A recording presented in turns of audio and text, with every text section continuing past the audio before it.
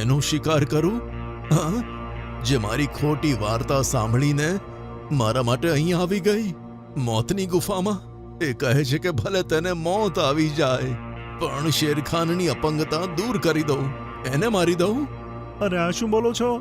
અરે મારો એને. તમારી અપંગતા દૂર કરવી છે કે નહીં?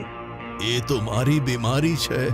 જો ઈશ્વરને ઈચ્છા હોત ને તો મારી બીમારી ક્યારની દૂર કરી દીધી હોત. આ કેવું કે મારે એક દયાળુ જાનવરનો જીવ લેવો પડે. આ સાંભળી સાંબરને ખબર પડી ગઈ કે હવે તેની ચાલ નહીં ચાલે અને પછી શેરખાન ગુફાની બહાર આવ્યો. પછી તે પોતાના ગુફાએ પહોંચ્યો અને બધા પ્રાણીઓને બોલાવી વાત કહી દીધી. શેરખાન, તારી ઉપર ધિક્કાર છે. તું તારી અપંગતા દૂર કરવા દયાળુ શિયાળને મારવાનો હતો. તે તેની દયાળુતાનો ખોટો ફાયદો ઉઠાવ્યો છે. પગના દુખાવાનું નાટક કરીને તેને ગુફાની અંદર મોકલી દીધી.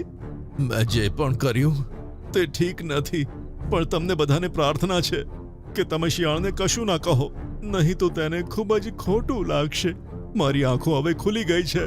હવે હું ક્યારે એને મારવાનું નહીં વિચારું અને આ અપંગતાની સાથે ખુશ રહીશ. બધા જાનવરો ચૂપ થઈ ગયા. એવામાં શિયાળ પોતાના હાથમાં તે દાડમ લઈને પાછી આવી.